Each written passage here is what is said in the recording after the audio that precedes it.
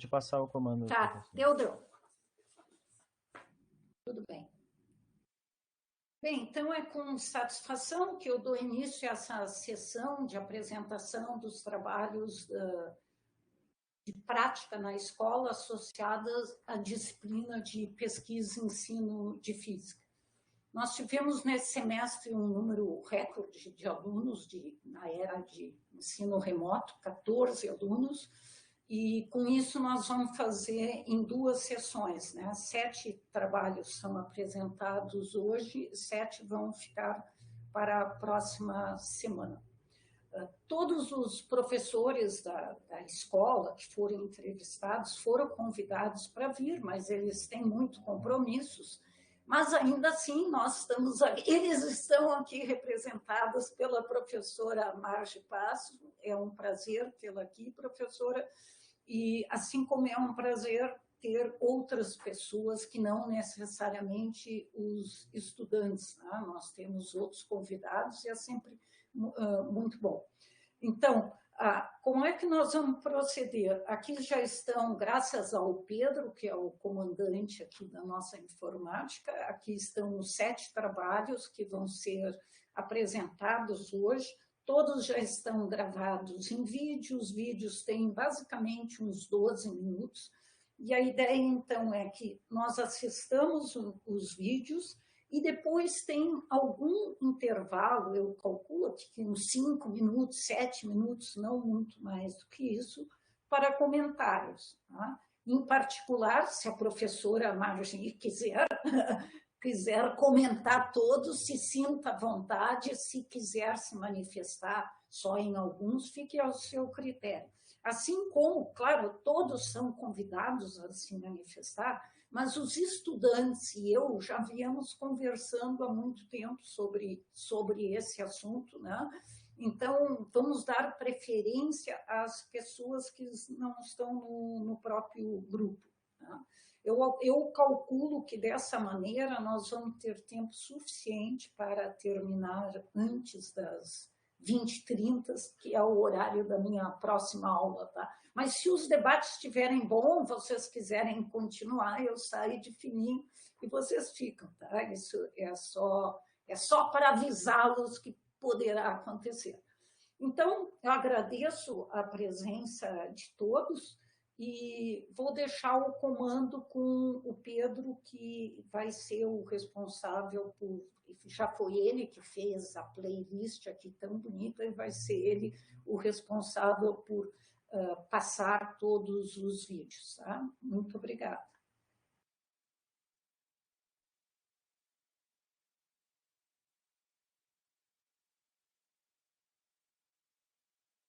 Oi, gente! Meu nome é Laura. O meu trabalho de pesquisa e ensino de física é sobre gamificação como estratégia para o ensino de ótica geométrica. Bom, como motivação dessa disciplina, a gente tem o fato de que existe um distanciamento entre a pesquisa acadêmica e o professor da educação básica, tá? E esse distanciamento entre o professor e a pesquisa, ele pode ter diversas fontes, como, por exemplo, a falta de tempo para se dedicar à pesquisa, ou a leituras de trabalhos já existentes, ou até mesmo o gap que a gente sabe que existe entre o que se estuda na universidade e o que de fato acontece na sala de aula. Sobre a professora e a escola, tá? Ela é professora há 13 anos, ela está 13 anos em sala de aula. Atualmente ela está na rede particular e essa escola específica em que eu estou entrevistando ela é da rede particular. Nessas escolas em que ela trabalha, ela tem turmas de 9º ao 3º ano do ensino médio. Na nossa entrevista, que foi virtual e gravada, né, a professora ela demonstrou interesse em trabalhar com gamificação no 2º e no 3º ano do ensino médio. No 2º ano, com ótica geométrica ou ondulatória, e no 3º ano, com eletromagnetismo.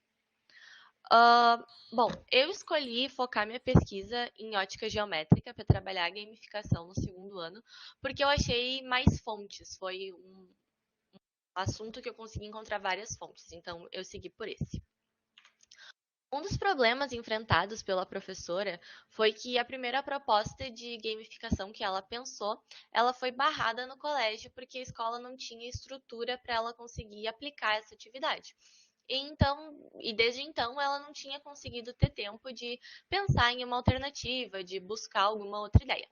E é aí que eu entro.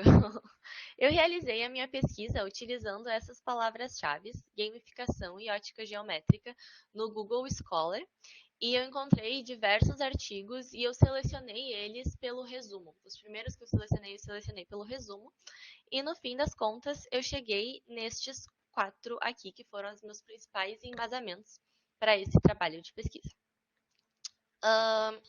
Bom, por que a gamificação, né? A grande vantagem da gamificação é a capacidade de envolver, de engajar, de motivar os alunos, de fazer com que eles tenham interesse no ambiente de aprendizagem. E importante também é que a gamificação, ela não é necessariamente colocar os alunos para jogar um jogo em sala de aula. A gamificação é utilizar os elementos de games nas estratégias de ensino.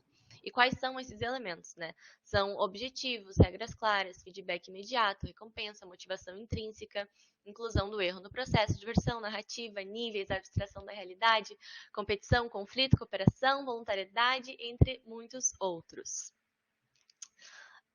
Bom, após a minha pesquisa, eu consegui encontrar plataformas que pudessem agir como um meio de solução para esse problema da falta de estrutura, né? Plataformas que pudessem, alternativas, na verdade, não só plataformas, que utilizassem dessas estratégias de games para engajar os estudantes. E as primeiras que eu apresento aqui para vocês são o Kahoot, que é essa daqui que está na tela, e o Quizzes. Ambas essas plataformas são plataformas que permitem que o professor crie quizzes, né? Crie quizzes avaliativos para os alunos.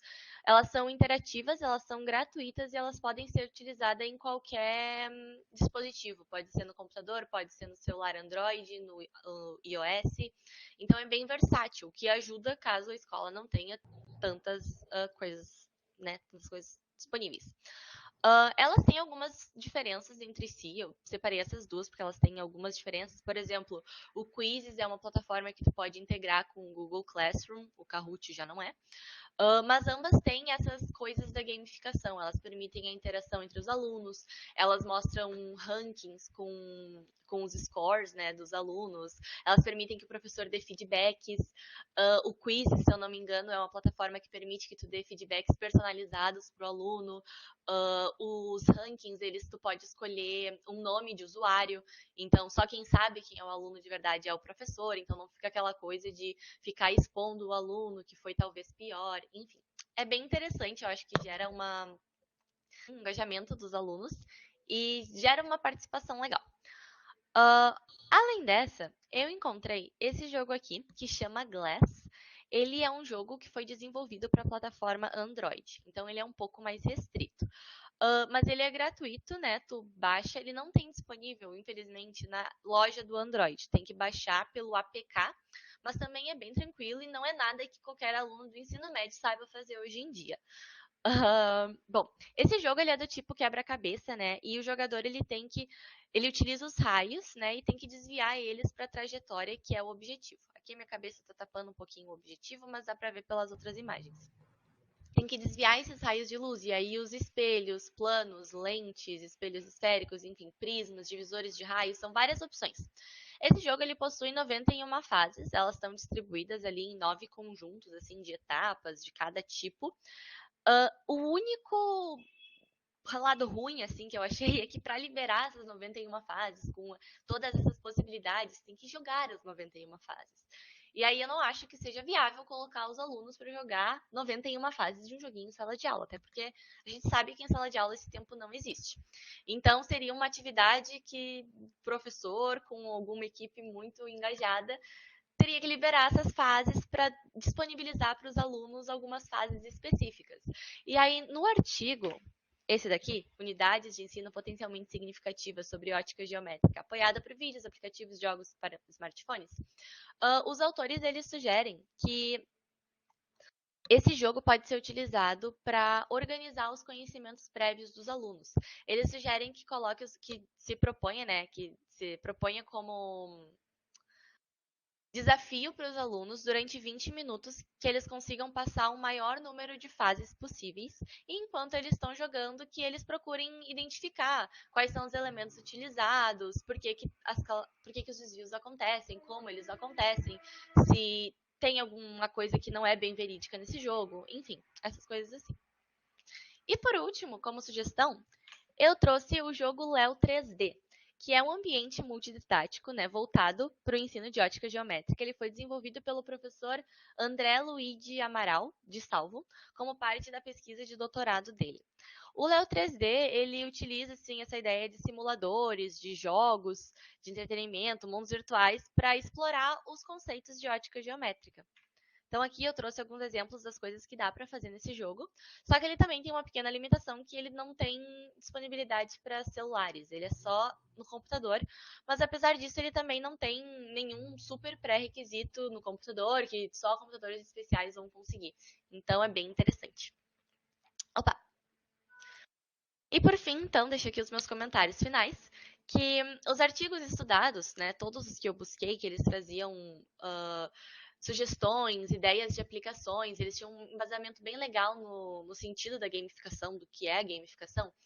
Eles indicam que a estratégia de utilizar a gamificação em uma sequência didática motivou os alunos e ainda forneceu evidências de aprendizagem significativa.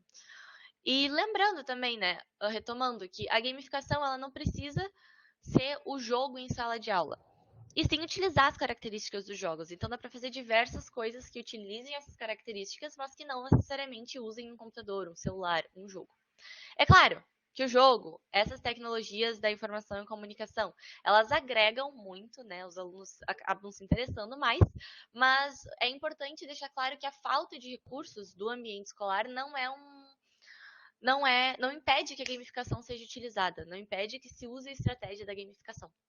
Então é isso, espero que vocês tenham gostado e se tiverem qualquer dúvida a gente pode conversar agora, eu acho. Tchau. Olá, me chamo Luana.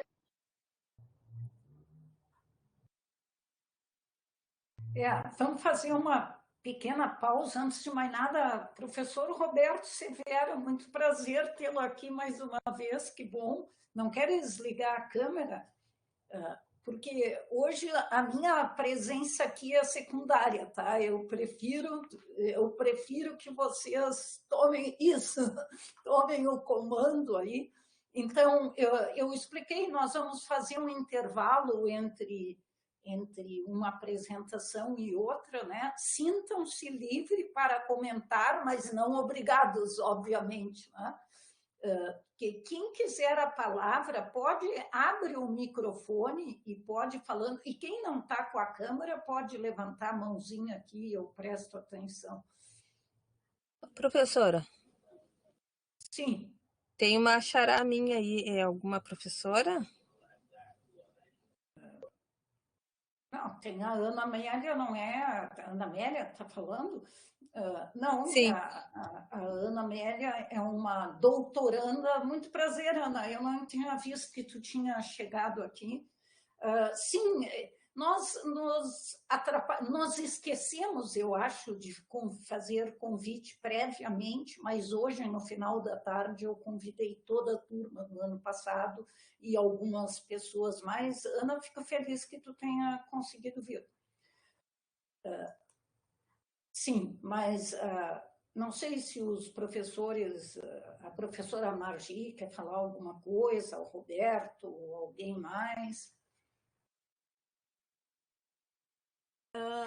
Primeiro eu queria dar parabéns, né, para vocês, para todos vocês, porque eu acho que é extremamente importante que a gente possa ter essa conexão entre universidade e escola, né, justamente antes da gente terminar a graduação, para que essas vivências sejam de uma forma mais efetiva, para quando a gente puder colocar em prática, a gente também tenha uma maior segurança, né?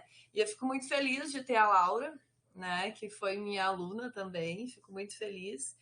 E realmente a gamificação é um tema, né, que eu tenho gostado muito de utilizar durante as minhas aulas, mas muitas vezes a gente acaba realmente emperrando na parte mais prática de material, né? Porque como a gente fala ali, os jogos que são, né, que os estudantes gostam bastante, o Kahoot, quizzes, né? Já utilizei diversas vezes, porém ainda assim a gente precisa ter um recurso, né? Precisa ter ou o aparelho celular que eles conseguem fazer, e a gente precisa que a escola disponibilize a internet, porque nem todos os estudantes têm também. Então, são coisas que a gente acaba emperrando, né, nesses momentos, e são essas estratégias que preciso pensar com relação a isso também. E esse do jogo, o Léo 3D, eu não conheço, né? Eu vou dar uma olhada nele para ver, porque eu também trabalho a ótica também no 9º ano, né? No outro colégio que eu trabalho, a gente trabalha toda a ótica, ela não é vista no ensino médio, ela é vista no 9º ano do fundamental. Então, é a mesma cobrança, mas o nível de maturação do estudante é diferente, né? Então, são coisas, mas a estrutura é totalmente diferente. Então, eu vivo duas realidades bem opostas, porque na outra escola a gente tem todo o recurso disponível. Então, na outra escola, a gente já está na fase, assim, esse ano, os estudantes, eles estão programando, eles estão construindo um jogo. Então, a gente tem um tema, né, relacionado, que é o tema de energia, que passa por todas as áreas, né? A gente consegue trabalhar em todas as áreas.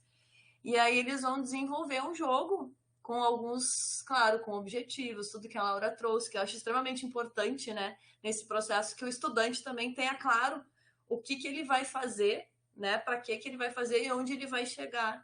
Eu acho que todos os processos estão bem claros, a Laura trouxe ali, tudo bem fundamentado. Eu fico muito feliz. Parabéns.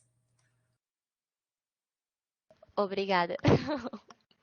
Depois eu mando o textinho, aí tem as informações de onde encontrar. O jogo, eu acho que eu não mencionei, mas ele também ele é gratuito. Ele tem ali no próprio site de divulgação desse Léo 3D, tem o link para download.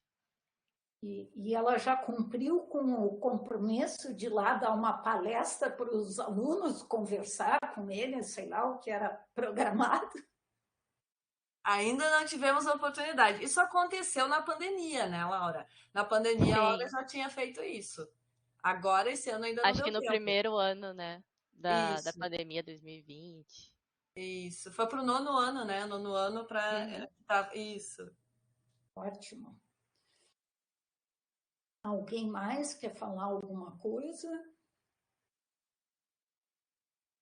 Se não, eu não estou preocupada, porque depois também vocês podem falar ao final sobre vários trabalhos simultaneamente, né? Então fica a critério, assim.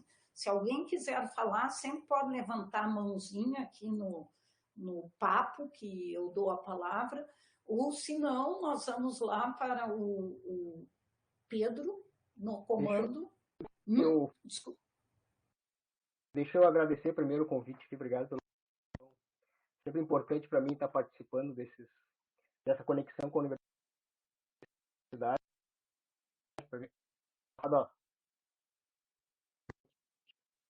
Sobre a gamificação, eu trabalho na escola pública, para mim ficou bem difícil assim, nos últimos anos, né, com a pandemia, de qualquer trabalho que seja mais interativo, né?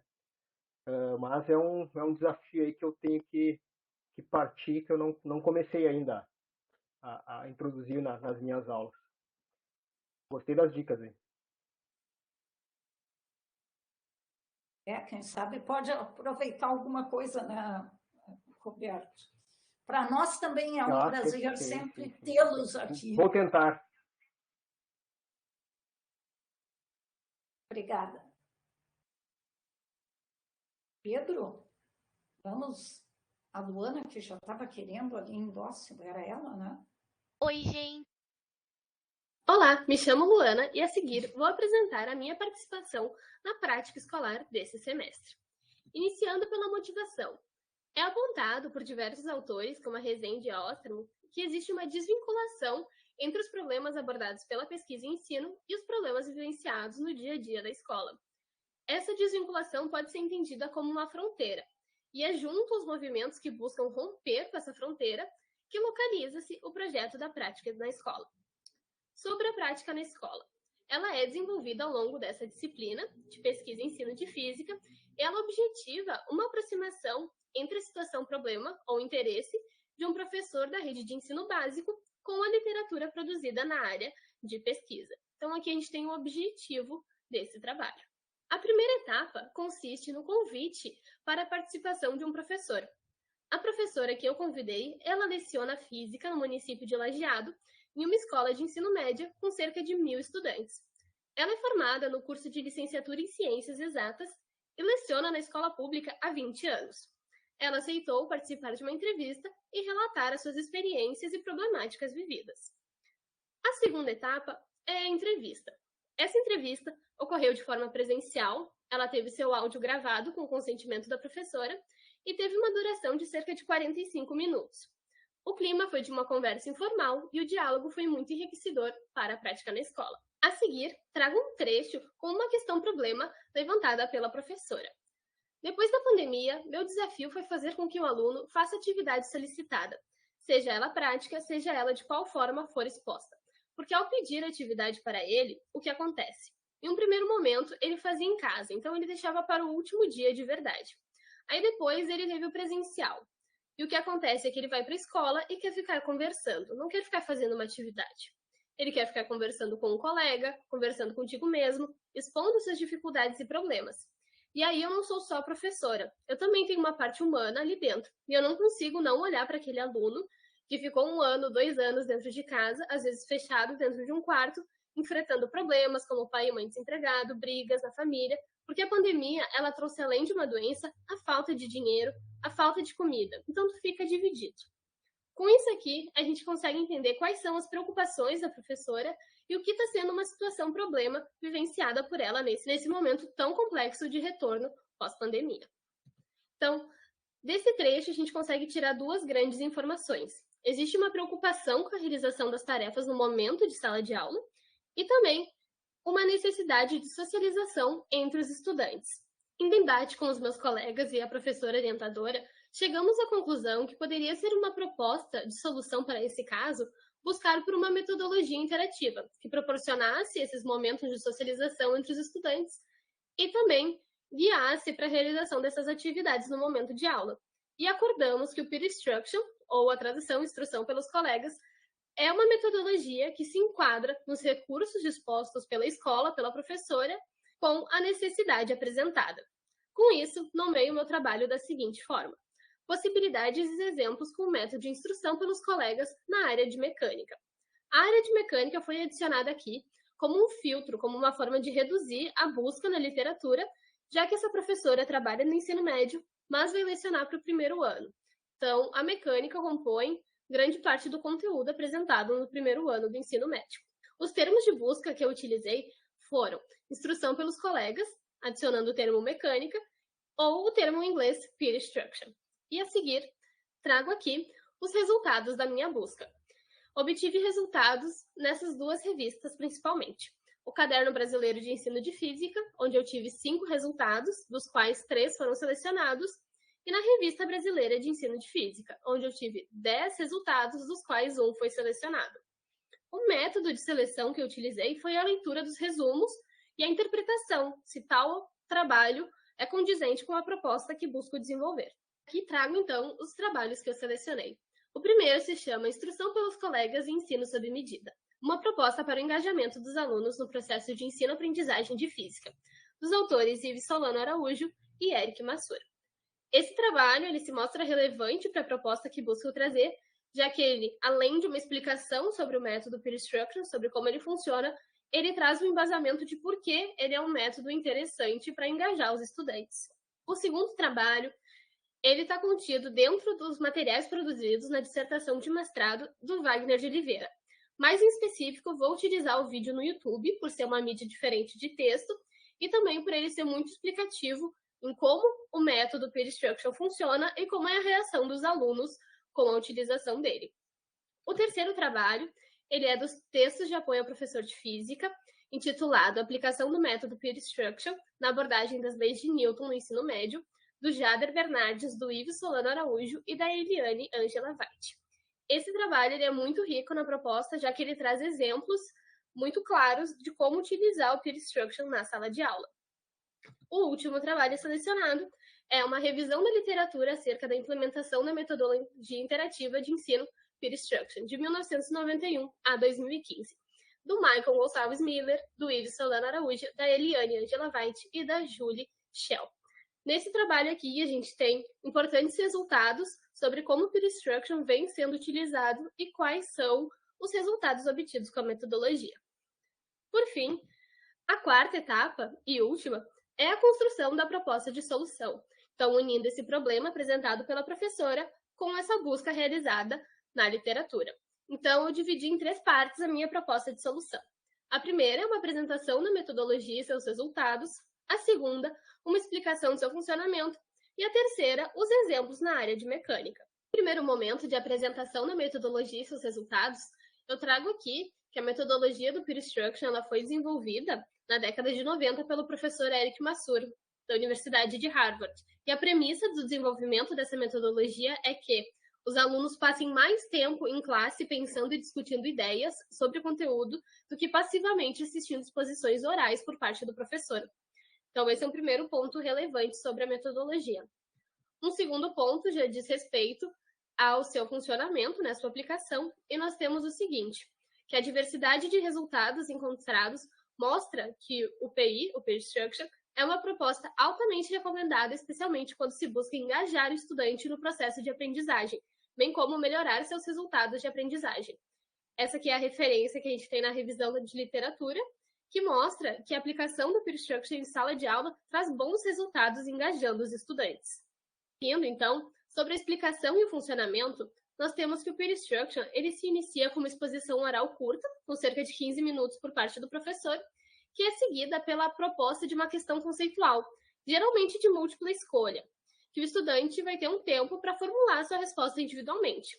Depois desse tempo, que é estipulado como 2 minutos, é realizada uma votação sobre a resposta da questão e é feita uma análise dos seus resultados. Aqui, o texto do professor Yves com Eric Masur traz a possibilidade de utilizar equipamentos eletrônicos para facilitar essa análise dos resultados. E a partir desses resultados, nós temos o seguinte diagrama. Nesse diagrama, a gente tem a exposição oral, seguida pela apresentação da questão conceitual e 3 possíveis cenários. Primeiro, cenário 30% dos alunos acerta a questão. Então, recomenda-se que o professor retome, revisite esse conceito para que fique claro para mais alunos. Quando nós temos acertos de 30% a 70% dos estudantes, é recomendado que se formem grupos de estudantes, grupos pequenos, geralmente com estudantes que tiveram respostas diferentes, para que haja um debate e se faça novamente outra votação, para ver se as ideias deles mudaram, se eles convenceram os colegas, quem estava certo conseguiu convencer o colega da sua resposta. Se os acertos foram acima de 70%, o professor pode optar por fazer os grupos de debate ou seguir para uma nova questão, um novo tópico. Trago 2 imagens que estão no vídeo do Wagner. Na primeira, ele está apresentando a questão conceitual e na segunda, nós temos os alunos votando. Então, esse vídeo ele é muito rico por mostrar esse exemplo de como é o método funcionando. De exemplos da área de mecânica, eu vou utilizar o livro Aplicações do Método Peer Instruction na abordagem de leis de Newton e eu vou tomar como exemplo um episódio que discute conteúdo de inércia. Ele está na página 14 a 17 do livro.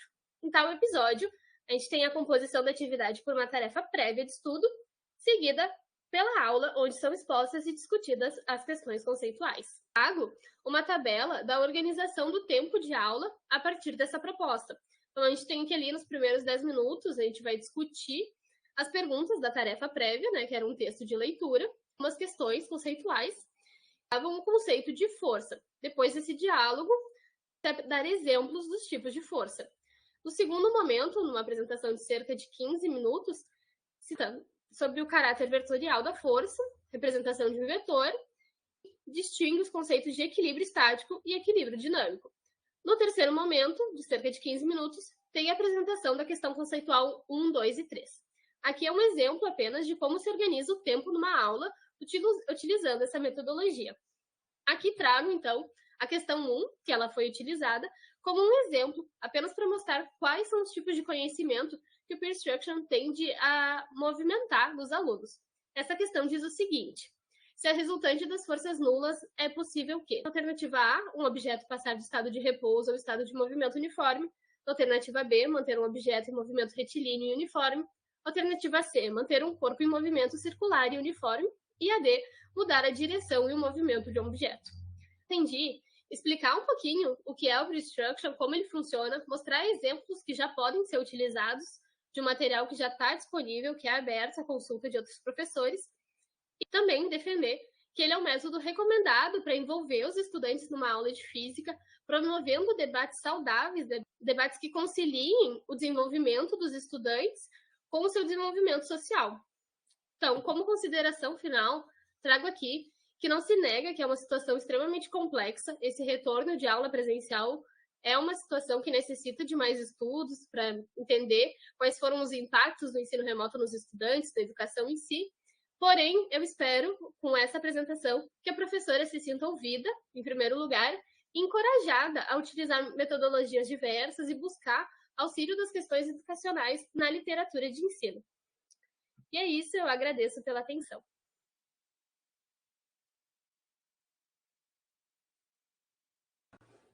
Obrigada, Luana.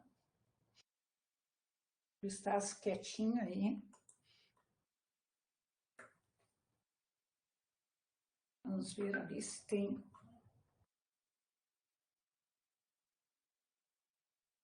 Assim, tudo bem, ela precisou sair. É comum que os professores não conseguem ficar todo o tempo, mas nós continuamos aqui com um professor do ensino médio, que sempre é muito bom, né, Roberto? E, aliás, é o que tem sido ao longo dos anos, né? Esse é o professor mais fiel que nós temos. Tudo bem. Inclusive, sobre o PlayStation, eu sou testemunha ocular da história, né? Eu acho que já passaram lá pela Escola Rio Branco uns 5 ou 6 acadêmicos fazendo estágio obrigatório, e eles sempre usam o estudante, né? E é super positivo mesmo, assim, é bem didático, a gurizada adora a atividade, é super recomendado mesmo, tá? E eu estou sempre quando precisarem. Muito obrigada, Roberto. Nós,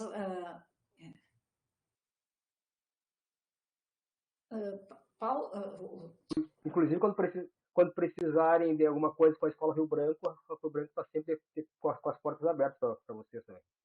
Muito obrigada, Roberta. E é bom saber, aliás, nesse semestre, alguns alunos tiveram dificuldade para achar professor do ensino médio, porque nós começamos, os professores estavam em férias, né? Então, às vezes, foi necessário apelar para velhos conhecidos, e esses sempre são firmes cooperando com a gente, isso é muito bom.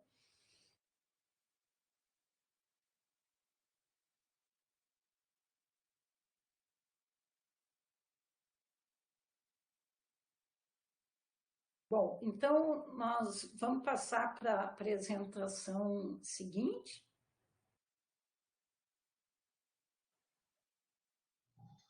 Olá, pessoal. Meu nome é Marcelo Cabral, licenciando da Universidade Federal do Rio Grande do Sul em Física. Hoje traremos aqui uma proposta de inserção para o ensino médio, intitulada Galileu, o negacionismo de ontem e hoje, orientado pelo professor Dr. Matheus Nascimento e a professora doutora Eliane Veide. Essa proposta de inserção da cadeira de pesquisa do ensino de física, ela tem como ideia a aproximação do aluno licenciando com uma realidade do professor de escola básica. E, no caso da minha pesquisa, a ideia é que proporcione o interesse dos alunos pela ciência de maneira construtiva e através de um diálogo entre eles, né, com uma aproximação da realidade não apenas em relação ao conteúdo, e sim historicamente contextualizado. E para isso eu utilizei da carga educacional trazida já de trabalhos anteriores, integrado em outras cadeiras, para que fosse maturado não apenas o conhecimento de uma única pesquisa, mas sim um conhecimento acadêmico trazido ao longo dos anos de estudo. E para isso, dessa carga universitária, 2 artigos vieram em mente previamente à busca da literatura e previamente à entrevista feita com o professor. Entre eles foi o estudo de inferência e menor explicação, certo? Onde ele vai tratar justamente o apontamento de dois pontos de vista para os alunos, grosseiramente falando 2, onde o aluno pode visualizar e ele vai poder escolher necessariamente, porque nós sabemos que quando o aluno vivencia, ou quando uma pessoa vivencia uma explicação sobre algo e ela escolhe um apontamento como correto ou como válido, tem um valor muito maior do que abordado de maneira exclusiva, disseminada do ponto de vista da gente dizer que tal ou tal coisa é o certo, mesmo que seja cientificamente, como a gente costuma dizer, comprovado, né? Então, deixar o aluno essa escolha. E o outro artigo também, já previamente estruturado para isso, foi os 3 episódios de descoberta científica, né, do professor Lang e do professor Peduzzi, onde vai apontar justamente essa dualidade lírica entre uma história empirista, né, e essa outra história, que seria uma história mais factível, mais convincente, quando estudada por um aluno. Naturalmente, esse artigo, no caso, é oferecido para o professor de educação básica previamente ao estudo. Dar voz ao professor foi a maneira de aproximar o aluno de graduação, o licenciando, com um professor de escola básica. E a escola escolhida para isso é localizada em Porto Alegre, certo? Capital gaúcha, tem condições perfeitas de educação e interação escolar. Ela já é uma escola bem conceituada, possui todos os níveis da escola básica, certo? Do 1º ao 9º ano do ensino fundamental e do 1º ao 3º ano do ensino médio. Foi denotado pelo Censo Escolar de 2020 do INEP, conforme a ilustração, que existe um abandono mais próximo entre o 1º e 2º ano, mais propriamente no final do ensino médio, do ensino fundamental, até o 2º ano do ensino médio. O professor que se dispôs para ser feita entrevista, ele já trabalha há 20 anos, aproximadamente 20 anos na educação, ele já passou por outras áreas também, né, de ensino de jovens e adultos, e ele trabalha atualmente em física nessa escola, certo? A entrevista, ela durou aproximadamente 45 minutos, certo? E das questões propostas, a que teve um rigor maior para a pesquisa foi esta. Partindo de suas atuais tarefas profissionais na escola, quais ou qual ponto, situação, problema, sente alguma dificuldade de trabalhar em sala de aula? Como resposta, o professor aponta alguns fatores, né? Seria justamente colocar em prática esse trabalho da história da física, né? Mas que tem pouco tempo para isso. Tempo sempre foi uma relevância, né, na educação, e principalmente com essa redução da carga de física, né, que tem sido tido hoje no novo ensino médio. Além disso, ele aponta também como questões políticas atuais, certo? E esses incômodos que se traz com o fanatismo político e religioso que a gente tem visto no dia de hoje, mas que deixa muito evidente essa falta de conhecimento por parte do discente quando ele traz esses supostos conhecimentos que ele tem. Outro apontamento feito são que as teorias que são aplicadas em sala de aula, no caso no ensino médio, né, elas tendem, não apenas, mas no caso específico no ensino médio, elas tendem não apenas a passar a parte técnica, mas deveria, no caso, ser apontado e contextualizadas com as épocas onde elas foram desenvolvidas.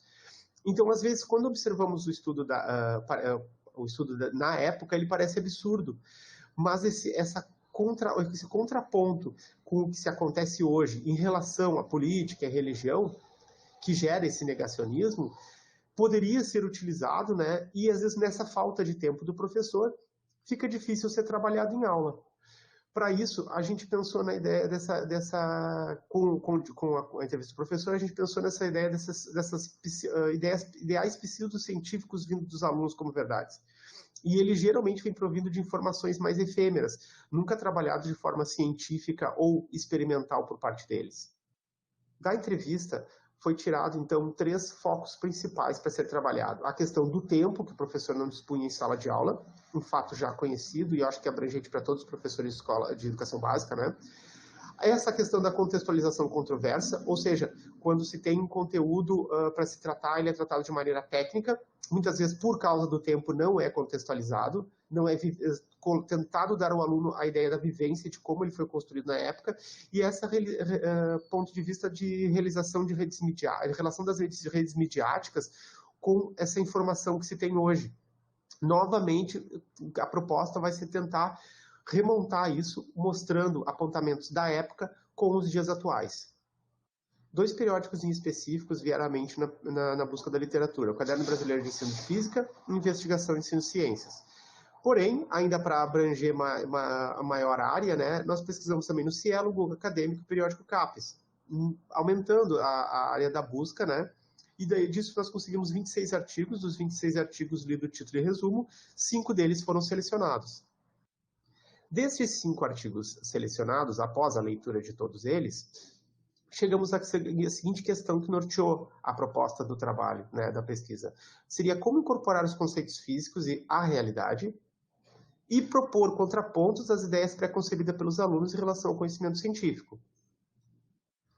Vinculando essa questão norteadora ao embasamento teórico e metodológico, utilizaríamos da inferência a melhor explicação, né, como apontado no artigo, na introdução dessa apresentação, que seria apontar episódios da ciência, né, especificamente utilizando Galileu, certo? Uma das maiores mentes da história, né, da ciência, como explicações científicas duais, onde a gente aponta um episódio do Galileu e, em diálogo com alunos, demonstra outras alternativas para eles atuais ou vivenciáveis, e eles conseguem naturalmente, por escolha, né, deles, ver qual se encaixaria melhor com uma realidade ou como um fato aceitável.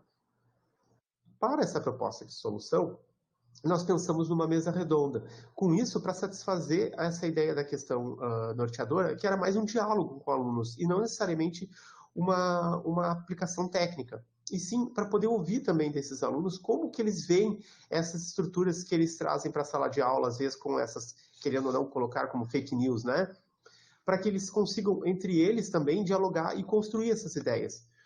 Isso já traz um certo comprometimento com o amadurecimento dos alunos, porque se a gente quer ter um resultado de uma pessoa mais, de um ponto de vista mais maturizado em relação à ciência, a gente tem que dar chance também dos alunos proporem isso, né, para eles apresentarem essas ideias deles, sendo elas equivocadas em relação à ciência ou não, para que elas possam ser discutidas, para eles escolherem esse melhor resultado, né. Para isso, a proposta vinha de uma mesa redonda e entregar o material pronto, que não fosse necessária escrita. Só essa ideia de não ter a questão de escrever já, normalmente, por experiência de sala de aula, já traz um certo alento para eles do tipo, não teremos que ficar escrevendo. Então, já seria um conforto, uma ideia simplesmente de um bate-papo. Num primeiro diálogo, um dos excertos do texto que nós traremos para alunos seria esse apontamento do livro do Mário Lívio, onde ele fala sobre conclusões de dados experimentais, na forma de experimentos mentais, ou de uma hipótese, ou uma contemplação teórica não da autoridade. Uma das coisas que Galileu aponta nesse livro que Mário Lívio escreveu foi que ele estava preparado para reconhecer e internalizar o fato de que aquilo que se havia confiado por séculos podia estar errado, inclusive as próprias explicações dele. Isso seria muito bacana trabalhar com os alunos. Um motivo disso seria justamente proporcionar um diálogo possível para eles, onde eles entendam que as ideias que eles trazem previamente para a sala de aula, estando errado ou não, elas vão fazer parte desse aprendizado. No livro do Mário Lívio, na página 30, tem uma narração descrita de Viviane sobre o batimento cardíaco que é feito, colocado de forma lírica como se a estrutura do batimento cardíaco tivesse sido descoberta por Galileu, que de verdade não foi. E veja, é colocada de maneira empírica socialmente, digamos assim, essa descoberta, e é legal já colocar para os alunos uma possibilidade de um erro, não só um erro do autor, no caso do autor de autoria dessa ideia, que seria o Galileu, que não teve conhecimento de nada desse propósito, mas que foi uma história contada, e como a gente acaba aceitando como verdade. Outro diálogo possível também do livro, outro excerto que a gente pode trabalhar, seria a questão da impressão, que é apontada no século XV, né, como tendo um impacto imenso na Europa. Isso fez com que a mente do Galileu, por exemplo, provisse a ideia de vamos publicar esses livros no idioma italiano para maiores pessoas poderem ler, certo? E ele queria justamente essa divulgação do conhecimento. E nesse caso aí, seria possível trazer esse diálogo onde relacionaria a tecnologia com produtos tecnológicos como meios de informações que fazem parte de nossas escolhas. Mas que nós não estamos servos desses. Com essa ideia, apontar para os alunos que nem toda tecnologia que aponta para eles como as redes sociais e coisas que eles leem nessas redes sociais são necessariamente verdades ou não. Entra num critério de fake news, e é uma abordagem bem importante para começar a dar uma efusividade para essa questão de pesquisa científica, porque a gente às vezes acaba deixando tudo isso para um caráter de graduação, que pode ser já trabalhada, essa busca pela veracidade científica, ela pode ser trabalhada, né? Não apenas científica, né? Mas com esses outros critérios que o professor apontou, como problemas políticos, religiosos, ideológicos em geral. Né? Não adianta a gente receber essa informação só por um caráter opinativo, e sim investigar esse caráter. E com um terceiro diálogo também proposto, entraria a questão das quedas dos corpos, que colocaria uma deixa por uma questão experimental, caso quisesse ser trazido para a aula também. Depois de diálogos mais conceituais, poderia ser trazida essa questão experimental, utilizando desse crescimento da proposta feita por Galileu. Após uma experiência de queda dos corpos, de queda livre, ele propôs que ele precisaria verificar essa velocidade dos corpos de maneira sem ter tirando esse caráter duvidoso, para realmente ver se não tinha diferença. Com isso, ele tem a ideia, né, de diluir essa gravidade e fazer experimentos muitas vezes para poder testar essa verificação entre a relação entre os pesos dos corpos. Aqui já ficaria a deixa para o caráter experimental praticado em sala de aula. Ora, sabendo que a ciência não é mágica, e ela possui uma linha de raciocínio, que seria a exemplificação mostrada para os alunos de maneira bem realista, pelo critério da própria evolução estudada por Galileu, mostraria também, podendo trabalhar a questão do plano inclinado em sala de aula, como experimental, né? Ainda mais numa aula onde não abordaria os cálculos, e deixaria pronto para uma próxima aula também a questão do cálculo das velocidades sobre esses objetos. Com isso, espero que a ideia da proposta já entregue com o material grifado para o professor e análise do texto do artigo 3 episódios de descoberta científica possa fomentar o material para introduzir aos alunos essa questão da inferência e a melhor explicação, fazendo com que eles tenham mais liberdade e sejam tratados de maneiras mais maduras para poder fazer as próprias escolhas. E talvez isso inferindo que eles escolham efetivamente as pesquisas que eles fizerem ou os locais onde eles busquem esse conhecimento. Obrigado. Oi, gente. Roberto, agora sim é tudo contigo, né?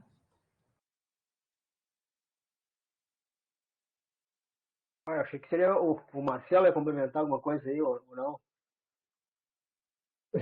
Não, eu já falei pra caramba ali. Mas a ideia é mesmo. A ideia que eu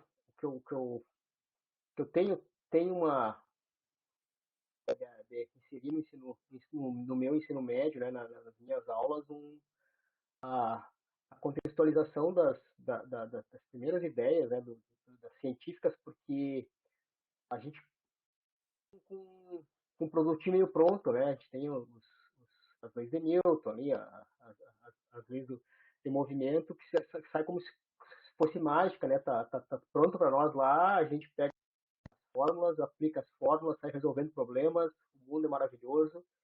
E quando a gente pega as traduções originais dos cientistas aqui, começa a ver coisas tão bacanas, né? Escrita há 300, 400, 500, 1000, 2000 anos atrás, né?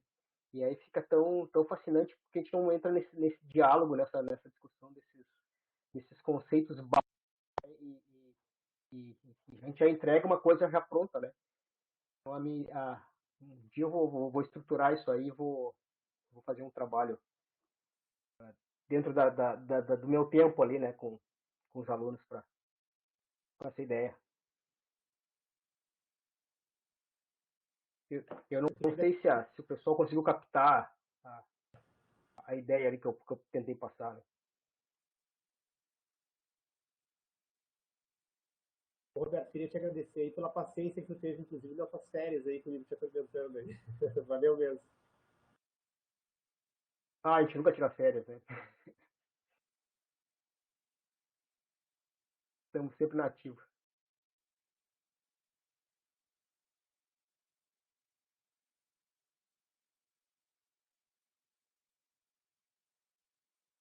Alguém mais quer se manifestar? Sim. Eu achei muito legal, tanto no trabalho da Luana quanto no do Marcelo, esse convite para o aluno falar, né? Tanto no peer instruction, que é a instrução para os colegas, como no Marcelo, que é roda de diálogo, né? Para tentar fugir um pouco, né, desse ensino tradicional de física em que o aluno fica só como espectador, né? Em que as leis já foram descobertas por gênios e que o aluno não tem um local de fala, né? Não tem um momento de fala. Então, eu acho que realmente aproxima mais para como realmente se faz ciência, né? E convido o aluno a participar porque, de fato, né? A gente precisa que os alunos participem, que os alunos se tornem cientistas. É muito, muito legal, parabéns. Valeu, Pedro.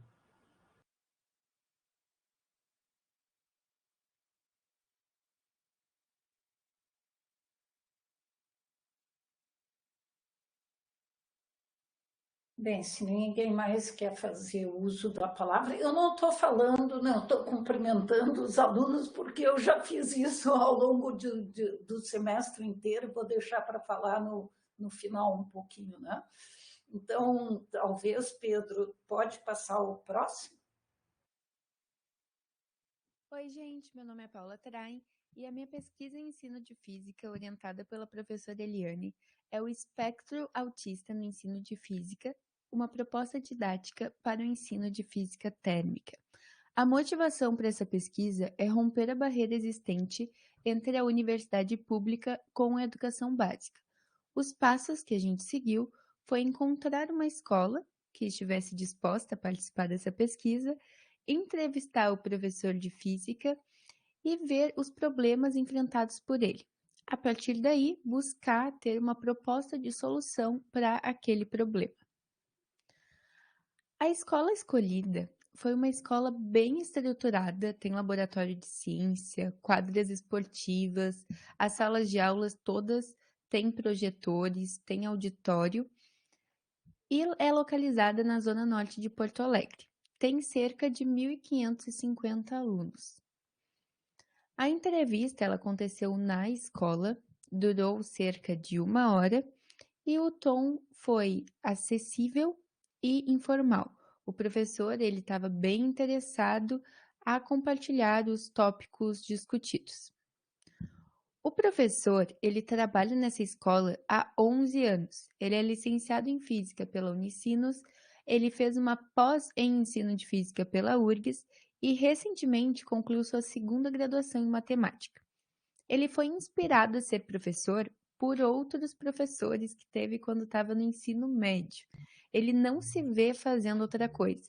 Ele entrou na sala de aula no final da faculdade por causa de uma situação que a professora do estágio falou, de uma fala, que é a seguinte: a professora que me deu estágio disse, tem que entrar na escola e ver se gosta do ambiente. Se gostar, vai fazer isso o resto da vida. Se não gostar, vai para a pesquisa ou outro curso. Então, quando surgiu a oportunidade, eu comecei a dar aula. E gostei muito. Comecei no EJA de noite e era o mais novo da sala. Ele está nesse colégio particular há 11 anos, mas ele teve experiência já em colégios públicos como professor substituto.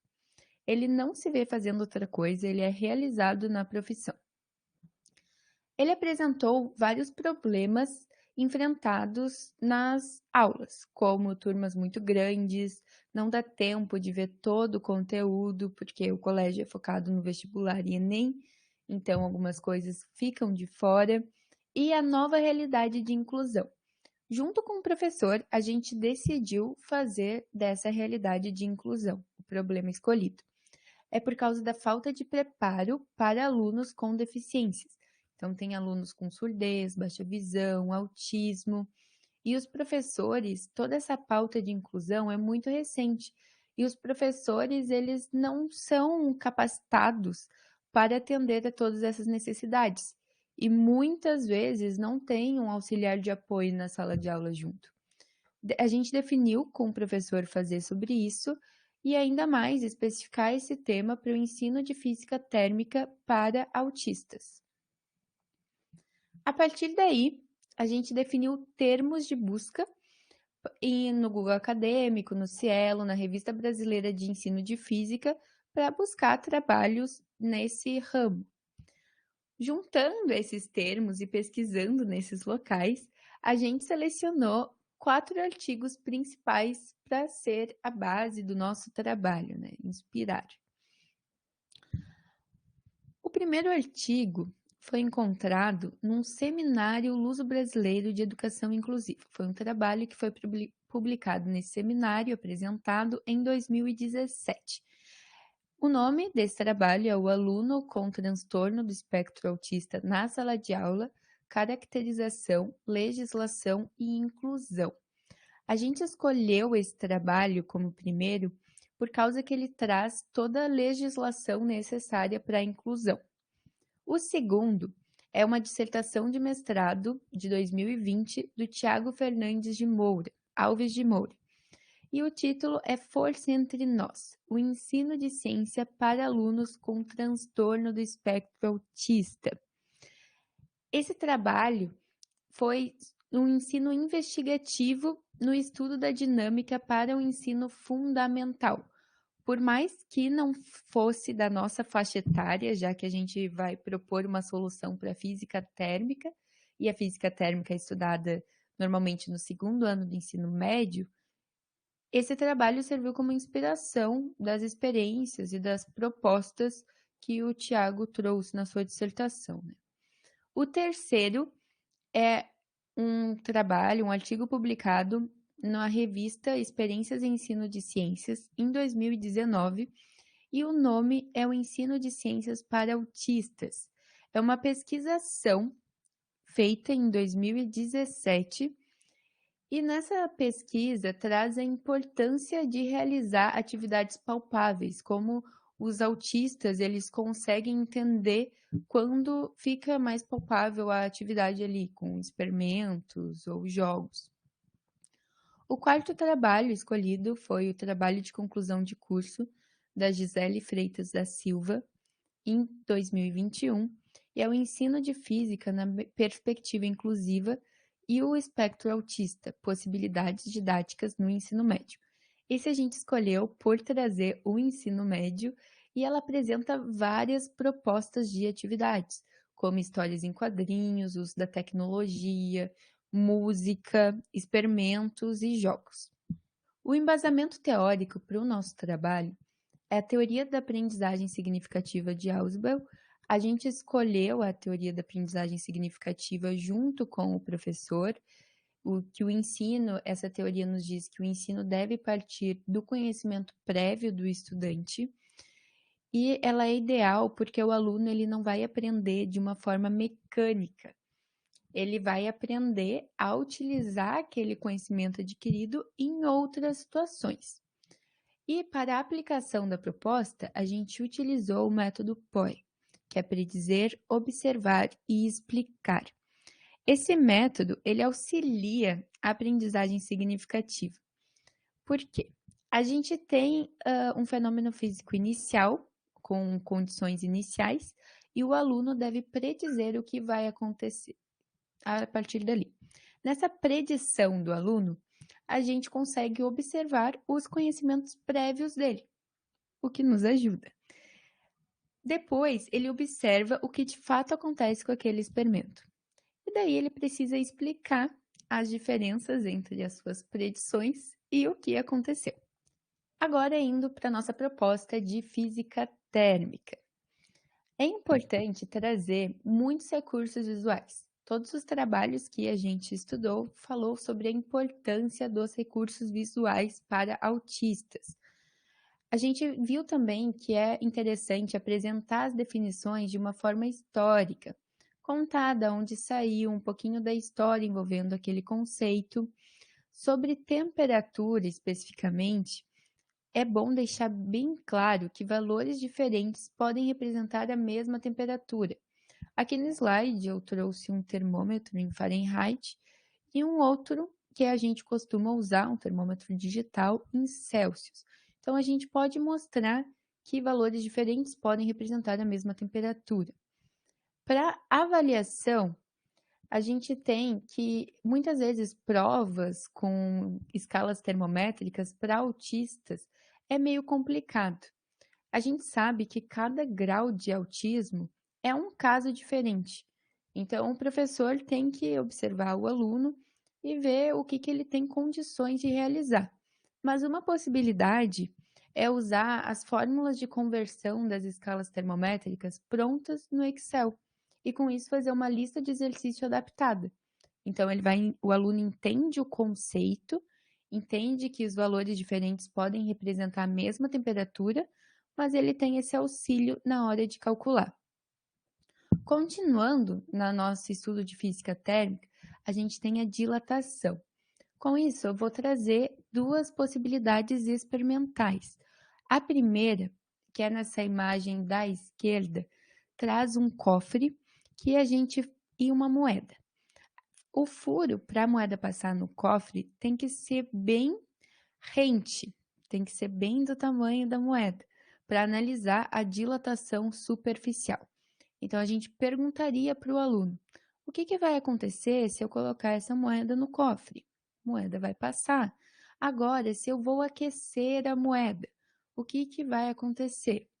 Bom, a gente espera as respostas, aquece, faz esse experimento, né, se for possível, e o aluno vai tentar mostrar o que aconteceu ali, a gente vai ver se condiz com o que ele disse antes. Nessa atividade da dilatação superficial da moeda no cofre, a turma pode encontrar o coeficiente de dilatação dessa moeda. Se o autista tiver dificuldade nesse cálculo, a gente também tem como fazer uma avaliação adaptada. Vou falar sobre isso depois do próximo possibilidade. A outra possibilidade é ver o mesmo dilatação superficial da moeda, mas com um isopor. Então, a gente marcaria as medidas da moeda num isopor, aqueceria ela e depois marcaria de novo e veria ali o quanto mudou. Se o colégio não tem estrutura, que a gente está falando de um lugar com estrutura, mas se não tivesse estrutura, a gente pode usar simulações. Tem uma simulação da Universidade Federal do Ceará, que é justamente isso, da dilatação térmica dos materiais, onde a gente pode selecionar materiais diferentes de aço, de latão, de alumínio, de vidro ou de chumbo. Então, o aluno pode ter essa experimentação, né, de forma de simulação. Considerações finais. Cada caso de autismo tem suas particularidades. Em casos no qual o aluno não consiga realizar a mesma avaliação que a turma, indicamos a construção de um mapa conceitual, podendo ser feito com imagens. Esse trabalho ele foi feito em conjunto com esse professor da educação básica. Ele nos deu ideia e nos ajudou, disse se era possível, se não era. A gente espera ter ajudado ele a encontrar uma solução para o estudo da física térmica para alunos de inclusão e que sirva de inspiração para outros assuntos também. Oi, gente.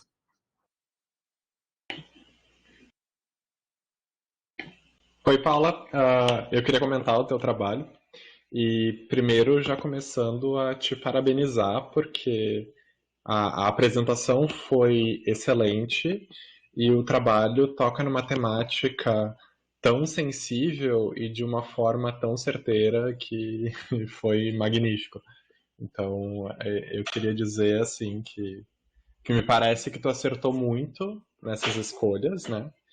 Na forma como tu conduziu o trabalho, na forma como a revisão da literatura foi desenvolvida e, sobretudo, como tu conseguiu te apropriar das ideias centrais sobre o que é a inclusão e sobre como um professor pode estar diante de um aluno que é neurodiverso e poder participar e incluí-lo de fato na sala de aula. Eu acho que nesse sentido o teu trabalho foi excepcional, né? Me parece que essa sensibilidade que nós professores temos que ter diante do aluno e que deve ser ainda mais redobrada considerando que nós neurotípicos não entendemos muitas vezes o mundo de pessoas neurodiversas. Me parece que para ti essa sensibilidade foi muito transparente na tua apresentação, né? E considerando que tu vai falar com um professor que está em sala de aula, passar para ele que essa necessidade de parar e pensar como de fato eu vou permitir que este estudante participe de maneira significativa na minha aula é o mais importante. E eu acho que tu conseguiu te embasar muito bem na literatura para chegar nisso. E é isso. Obrigada pelos elogios. Foi difícil, eu não tinha estudado esse tema ainda. É um tema que me chama atenção, é um assunto, como tu disse, sensível, mas eu procurei ficar de acordo com as literaturas que eu li, e o professor também dessa escola, eu não falei isso na apresentação, ele já teve experiência em dar aula para alunos autistas, então ele conseguiu contribuir bastante, assim, ele sabia como ele queria lidar, é um professor que tem muita sensibilidade, então nessa parte ele me ajudou muito. Mas fica novamente os parabéns. Nesse sentido, esse é um dos trabalhos assim que mostra como essa atividade da prática na escola está funcionando bem, né? Alguns professores com maior intensidade, outros menos, têm realmente colaborado com os alunos, no caso da Paula foi um desses, e ainda bem, porque é um tema realmente muito difícil, né? E importante que seja enfrentado. Isso, e me parece que justamente quando essa proposta da disciplina envolve essa aproximação entre a pesquisa e a prática na sala de aula, a gente se dá conta que na nossa formação inicial a gente nunca vai estar preparado para todas as situações em sala de aula, né? Mas tendo esses espaços aqui para a gente poder refletir e pensar, eu acho que isso nos ajuda a fazer uma transformação nas nossas práticas que seja de fato efetiva, né? Pois é, quando eu conversei com dificuldades enfrentadas com alunos de inclusão, né, com professor, é muito difícil, porque a gente tem muitas possibilidades, a gente não pensa nisso. E são assim, a gente foi escolher daí uma das condições, né? Tinha baixa visão, tem outras que a gente não pensa sobre e que o professor precisa adaptar ali na hora e tu não tem tempo para todas essas possibilidades, né, de preparação de conteúdo. E muitas vezes colocar isso só sobre o professor já não é o ideal também, né? É preciso ter toda uma rede de apoio. E a gente encontra essa rede em algumas escolas, mas em outras não. Ao mesmo tempo, esses alunos que são neurodiversos, ou a gente pode expandir para qualquer outro tipo de condição, né? Para pessoas com deficiência, por exemplo, né? A gente tem que pensar que a gente tem que encontrar espaços e meios de ajudar os professores a lidar com essas situações, né? Essa é uma, não é a única, mas é pelo menos aonde a gente consegue agir, né? E só mais um comentário, Eliane, se eu posso. Tudo bem, pode. Eu estou trabalhando, né, numa escola e eu tenho agora, foi a primeira aula hoje, inclusive, uma aula com um aluno autista. E para ver como cada caso é um caso, porque o aluno é do 9º ano e o professor ele disse que cobra muito caderno como forma de avaliação, porque eles gostam de anotar e gostam de deixar tudo ali esquematizado. E o aluno que eu tive contato hoje, ele não gosta de anotar nada. Ele tem o caderno totalmente em branco, mas é um aluno que a coordenação chegou e me falou, olha, ele não vai anotar nada na sala de aula, ele não gosta, mas ele tira 10 nas provas, ele é muito inteligente. Então ele tem outras... Então cada caso é muito particular, não tem como pegar uma coisa e colocar para todos, né?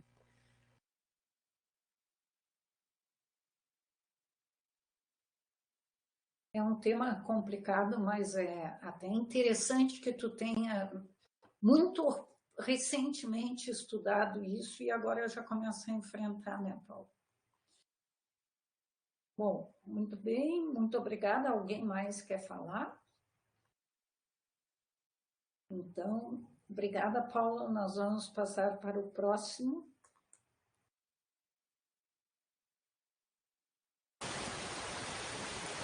Olá, boa noite. Eu sou Pedro Francis Pereira E essa é a minha proposta de inserção de tópicos de astronomia no ensino médio. Essa apresentação faz parte do trabalho Prática na Escola, da disciplina de Pesquisa e Ensino de Física do Instituto de Física da URGS, ministrada pela professora Eliane Ângela Veit. Então, primeiramente, no que consiste a Prática na Escola? Ela é uma iniciativa do Instituto de Física que busca aproximar o professor de educação básica da universidade, de forma que a universidade possa contribuir com a prática docente desse professor através de um material produzido a partir da pesquisa e ensino de física. Então, a primeira etapa desse trabalho foi a entrevista do professor, buscando conhecer o seu contexto, a sua prática, as dificuldades que ele encontra na sua prática e os seus tópicos de interesse. Na segunda etapa, nós fizemos a transcrição de trechos da entrevista e a apresentação para os colegas da disciplina. E foi promovido ali um debate com sugestões. Na terceira etapa, foi feito um estudo de alternativas de solução. Nessa etapa, nós realizamos uma busca na literatura e definimos os artigos a serem estudados para a quarta etapa, que é a construção de um texto com a proposta do professor e uma apresentação do trabalho. E a quinta etapa, então, é a apresentação final do trabalho, que é essa etapa que a gente está fazendo agora. Sobre o professor entrevistado por mim. Ele é licenciado em Física, tem 32 anos de profissão, considera que geralmente utiliza uma metodologia tradicional de ensino em sala de aula e que utiliza muito o laboratório de Física. O laboratório de Física é uma parte fundamental do trabalho dele, porque ele sempre procura exemplificar e mostrar tudo aquilo que ele trabalha na parte teórica da disciplina. A escola onde o professor trabalha, ela é localizada na região metropolitana de Porto Alegre, faz parte da rede estadual de ensino e possui recursos como laboratório de informática, laboratório de física. O tópico de interesse do professor é a astronomia. Um tópico que eu acho que seria muito interessante é trabalhar com astronomia, mais especificamente a astronomia de posição. Observar os astros, observar o movimento aparente do Sol, ver como é o comportamento da sombra ao longo de um determinado período do ano. Com relação a essa inserção, alguns obstáculos que o professor aponta é a necessidade da observação dos astros à noite, enquanto que as turmas de ensino médio deles são diurnas. Uma possível saída é procurar atividades de observação que possam ser realizadas durante o dia. E também a procura por algum software de observação, né, que facilite essa observação independente do horário, ou para os alunos realizarem observação extra-classe no período noturno das suas casas. Um segundo obstáculo é a falta de tempo em sala de aula para vencer todos os conteúdos, pois é muito conteúdo que tem que ser dado, que tem que ser discutido durante o ensino médio. Com relação a isso, uma possível saída é a construção de um projeto extra-classe para realizar essas atividades de astronomia. A próxima etapa do trabalho foi a busca na literatura. Para essa busca, eu utilizei 3 revistas de pesquisa e ensino de física brasileiras, que são as revistas Física na Escola, Caderno Brasileiro de Ensino de Física e Revista Brasileira de Ensino de Física. Em uma primeira etapa, eu utilizei os termos de busca Astronomia e Ensino Médio. Nessa primeira etapa foram encontrados 24 artigos. E numa segunda etapa eu selecionei desses 24 artigos apenas os artigos que tinham propostas didáticas para o ensino médio envolvendo astronomia. Nessa segunda filtragem eu encontrei 6 artigos. Então esses são os 6 artigos selecionados. O primeiro deles é a resolução de situações-problema no ensino de física, um lance de futebol, astronomia e matemática, do Marcelo Chapo. O segundo artigo é metodologias para o ensino de astronomia e física através da construção de telescópios, da Tamara Bernardes, Gustavo Yachel e Maria Fernandes Scalvi. O terceiro artigo é o projeto Eratóstenes, a reprodução de um experimento histórico como recurso para a inserção de conceitos de astronomia no ensino médio, do Antônio Santos, Marcos Voelx e Mauro Araújo. O quarto é a sequência didática para o ensino de astronomia, do Vitor Silva, Michele Guimarães e Marinês Dias. O quinto, o antigo adapta-se ao moderno, verificação do valor da unidade astronômica a partir do trânsito de Vênus reproduzido com o software Stellarium, do Bruno Rizzuti e Joilson Silva. E o sexto, ensino de astronomia, uma abordagem didática a partir da teoria da relatividade geral. Do Marcelo Ferreira, como referencial teórico, eu utilizei a teoria da aprendizagem significativa, de David Ausubel, e o aspecto central dessa teoria é que cada nova informação deva se relacionar de maneira não arbitrária e substantiva a um aspecto relevante da estrutura cognitiva do indivíduo.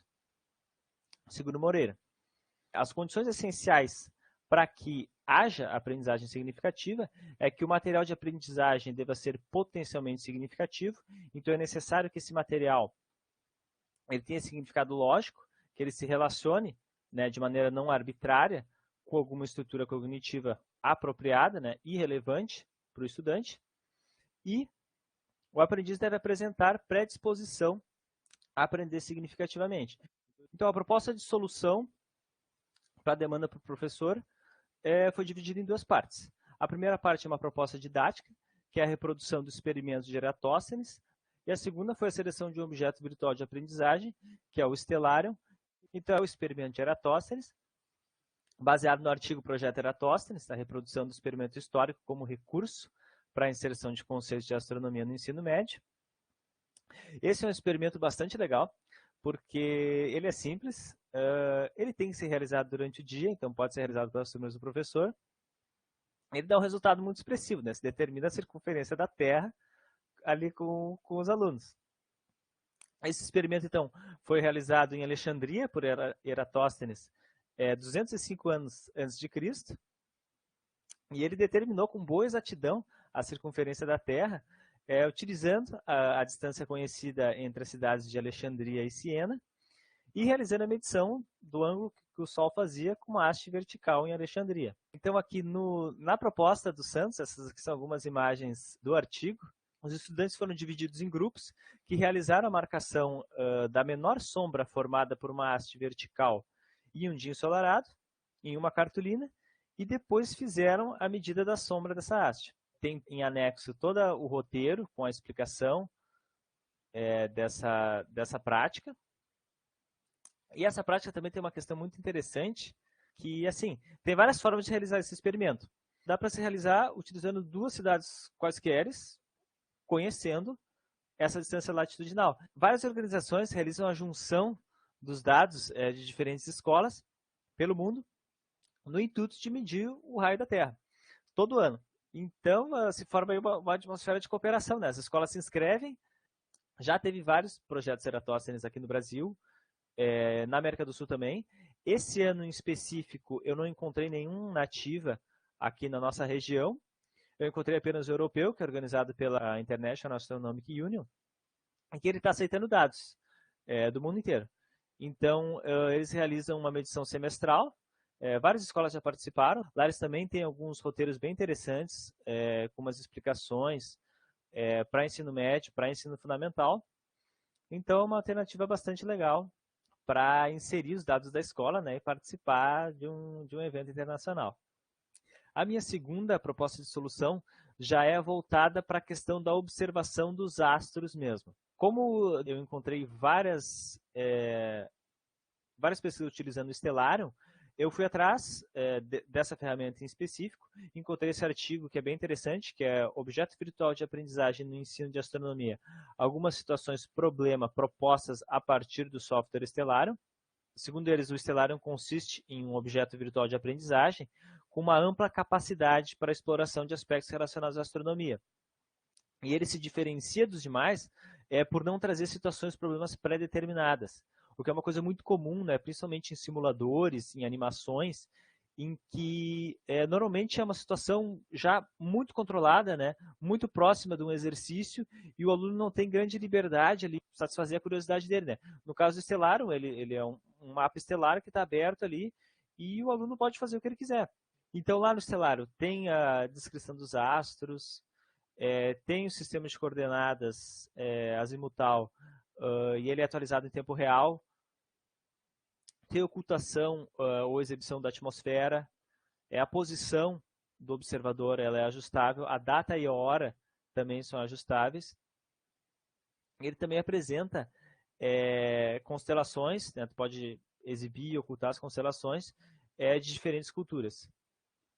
Um livro que pode servir de apoio para inspirar atividades de observação é esse livro do Edson Cecílio Júnior, Stellarium, Aprendendo Astronomia com Software, que é um livro que na verdade é um manual de utilização do Stellarium para computador, em que ele vai introduzindo junto os aspectos físicos necessários para entender a astronomia.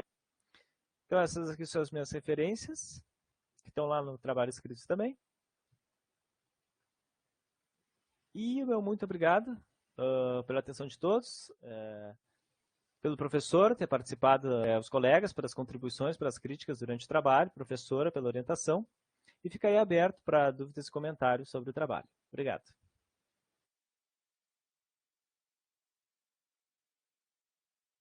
Obrigada, Pedro. Nós que te agradecemos agora.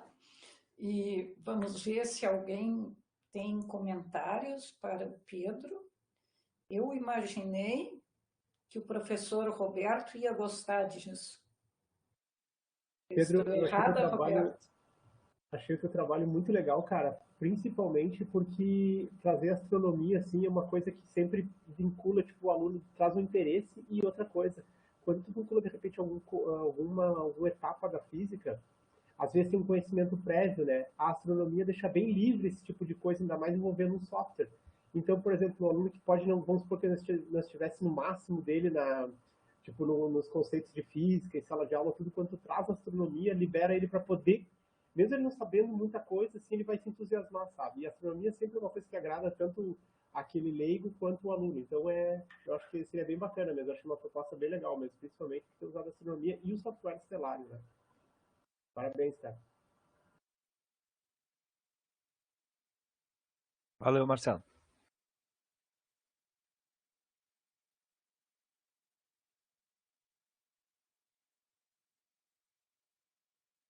De fato, a astronomia é algo que sempre atrai os alunos e a gente mesmo, né? Eu até não comecei ainda a usar esse software, essas tuas dicas, Pedro, mas farei. Bom, o Rodrigo já está em dócil ali, não é, Rodrigo? Então, eu acho que eu vou pedir para o Pedro fazer a apresentação ali do Rodrigo. Olá, meu nome é Rodrigo. Hoje eu vou estar apresentando um trabalho intitulado O que é música boa? Esse trabalho foi orientado pela professora Eliane Angela White e pelo professor Leonardo Albuquerque Heidemann. Pois bem, o contexto desse trabalho é um curso de licenciatura em Física da Universidade Federal do Rio Grande do Sul, na disciplina de Pesquisa e Ensino de Física. O objetivo da atividade, né, dessa disciplina, né, denominada Prática na Escola, é entrevistar um professor de Física da rede de ensino básico, buscando conhecer suas dificuldades e interesses no ensino cotidiano e também propor soluções ou alternativas que sejam calcadas na literatura de pesquisa e ensino de física. Por conta das restrições sanitárias decorrentes da pandemia de Covid, todas as atividades realizadas foram feitas de forma online. Pois bem, dando voz ao professor, né, foi realizada uma entrevista online com um professor da rede pública de Viamão. Esse professor tem 5 anos de atuação na rede e ele conta com 60 horas aula de carga horária. Ele tem um perfil extrovertido, é aberto à experimentação de diferentes metodologias e valoriza o conhecimento acadêmico, porém reconhece que é preciso ter os pés no chão. Bom, esse professor, durante a conversa, não citou que tem alguma dificuldade no ensino do dia a dia. Ele tem apenas interesses, né? Ele gosta muito da astrofísica e da música. Então, como resultado dessa conversa, a gente combinou que um trabalho seria feito relacionando a física da música e da acústica com a história da construção das escalas musicais. Então, a proposta que eu vou apresentar para vocês, ela resultou de uma intensa busca na literatura, né, e de reflexões sobre a integração entre o conhecimento acadêmico e o ambiente escolar. Então, a ideia foi envolver os estudantes, inicialmente, com uma pergunta provocativa. Essa pergunta é: o que é música boa? E aí, centrar a atividade no primeiro instrumento musical do Ocidente, que é o monocórdio de Pitágoras. Então, basicamente, essa proposta consiste em estudar conceitualmente a evolução das escalas musicais, né? Começando por Pitágoras, passando pelo Vincenzo Galilei, que eu vou contar para vocês quem é, e por Sebastian Bach, que é um músico muito famoso. Então, os estudantes também teriam que construir monocórdios e explorar quantitativamente a escala musical moderna. Então, para quem não conhece, esse aqui é um monocórdio, tá? É basicamente uma cordinha esticada sobre uma madeira. Bom, então a busca na literatura foi feita em periódicos dedicados à publicação de trabalhos de pesquisa e ensino de física, e aqui foram 2, o Caderno Brasileiro de Ensino de Física e a Revista Brasileira de Ensino de Física, e também uma revista voltada ao professor de física, e essa revista é a Física na Escola. Então, os termos da busca utilizados foram acústica, música, física da música, ensino de acústica, ensino de música, história da acústica, história da música. Por fim, utilizando esses termos de busca, foram encontrados ao todo 45 trabalhos. Desses, após a leitura do resumo, foram selecionados 6, e além desses, foram acrescentados outros 5 artigos para compor o escopo. Bom, então eu vou passar a apresentar para vocês os resultados da busca na literatura, certo? Então, Pitágoras, ele viveu no século VI a.C., aproximadamente, e ele é basicamente o fundador da música ocidental. Ele construiu um monocórdio, que nem eu tinha comentado, e aqui nós temos, por exemplo, um monocórdio que está travando a corda na proporção de 2:3, ou seja, o comprimento dela é 2/3 do comprimento original, certo? O Pitágoras, ele baseava todo o seu conhecimento no conceito de numerologia, tá? O conceito de numerologia é basicamente você acreditar que os números e suas razões e proporções são capazes de descrever e governar todo o universo. E isso está intimamente ligado com um conceito comum na época de Pitágoras de harmonia das esferas. A harmonia das esferas diz basicamente que tudo no universo está conectado e pode ser descrito por leis matemáticas. Os nossos sentimentos, a trajetória da Terra em torno do Sol, tudo isso existe com uma certa harmonia e é governado por leis matemáticas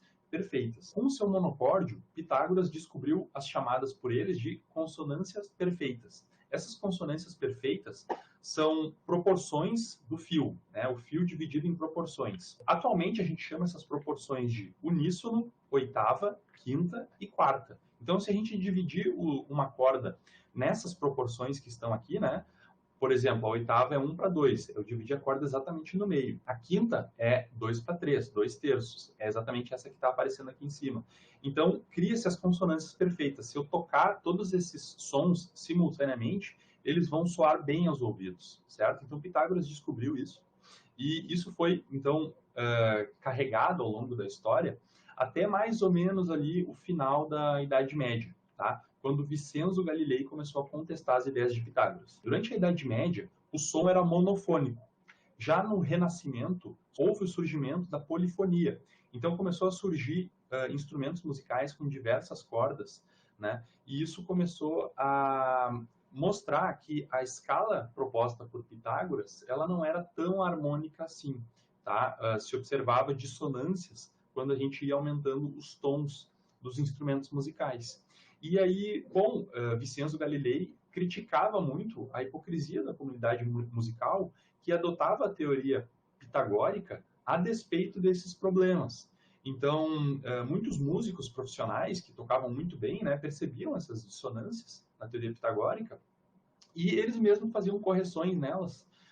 Só que, mesmo assim, ainda se diziam adeptos da teoria pitagórica e não estavam abertos a mudar a sua visão, certo?